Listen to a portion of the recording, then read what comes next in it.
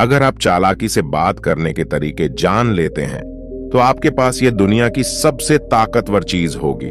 वैसे तो कोई भी व्यक्ति केवल उतनी ही चालाकी से बात कर सकता है जितनी ज्यादा उसके पास समझ हो।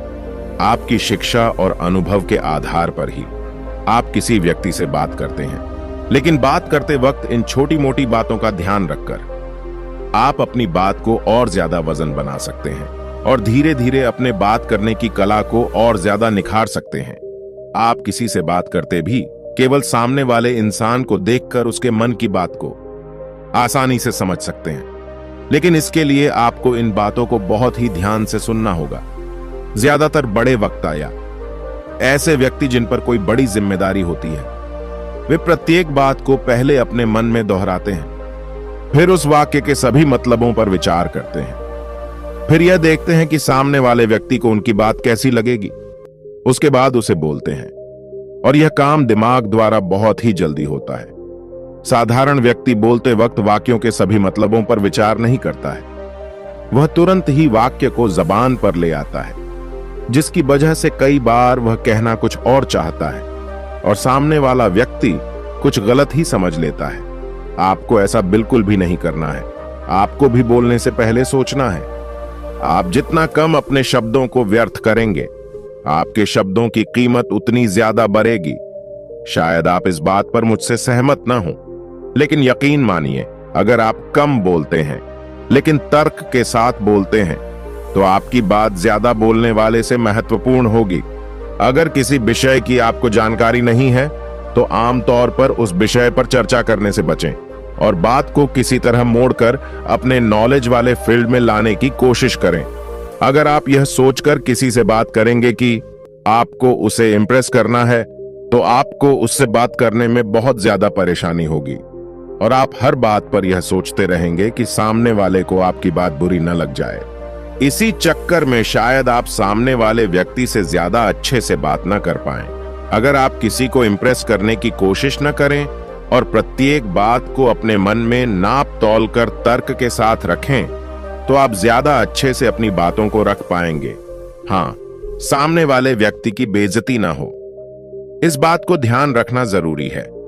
अगर आप दिमागदार लोगों को इंप्रेस करना चाहते हैं तो आपको अपनी नॉलेज को हमेशा बढ़ाते रहना पड़ेगा और आपको ज्यादा से तर्कपूर्ण बात करनी होगी।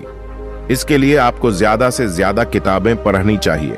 अगर आप अपने आप में कुछ नहीं हैं तो आपके द्वारा बताई गई महत्वपूर्ण बातों में भी कोई दिलचस्पी नहीं दिखाएगा, क्योंकि भिखारी से अमीर बनने के तरीके कोई नहीं जानना चाहता है।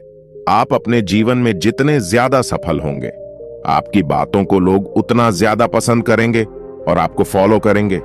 अगर आप किसी को कोई वादा करते हैं और उसे पूरा नहीं करते तो उस व्यक्ति के मन में आपके लिए अच्छी इमेज नहीं बनती है, लेकिन इसके स्थान पर अगर आप अपनी कही बात को हमेशा पूरा करते हैं तो आपकी कही गई बात में वजन होगा। जैसे अगर राजनीति में बात करें तो आम आदमी पार्टी के अरविंद केजरीवाल और बीजेपी के नितिन गडकरी जी की बात को अन्य नेताओं की तुलना में ज्यादा वजनी माना जाता है, क्योंकि शायद दोनों अपनी ज्यादातर बातों को पूरा करते हैं। एक अच्छी बॉडी आपकी ताकत ही नहीं बल्कि आपके व्यक्तित्व के बारे में भी बहुत कुछ बताती है, क्योंकि आलसी व्यक्ति कभी भी अच्छी बॉडी नहीं बना सकता है। एक अच्छी बॉडी के साथ आपका इंप्रेशन सामने वाले व्यक्ति पर अलग ही पड़ता है और आपकी बात बजनी लगती है।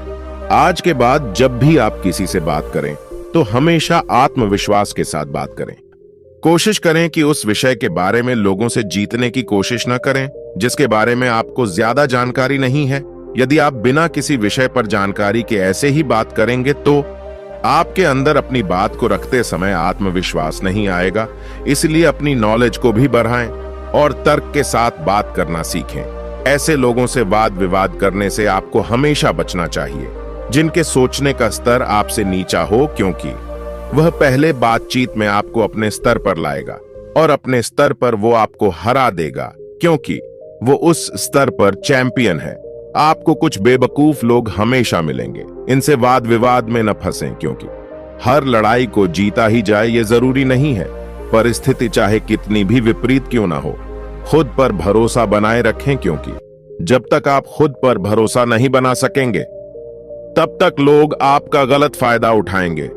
ऐसे में हमेशा किसी भी प्रकार का काम या बात करते समय खुद पर भरोसा बनाकर रखें और हमेशा खुद का साथ दें और किसी भी प्रकार के बहकावे में ना आए।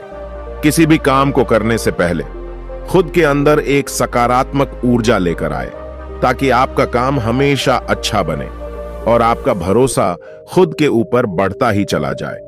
हमारे आसपास इस प्रकार के लोग मौजूद होते हैं जो हमें किसी काबिल नहीं समझते और हमेशा गलतफहमी पैदा करते रहते हैं। ऐसे में हमेशा नकारात्मक लोगों से दूर रहने में ही आपकी भलाई होती है, जो आपको उनके सामने चतुर और चालाक बना सकती है।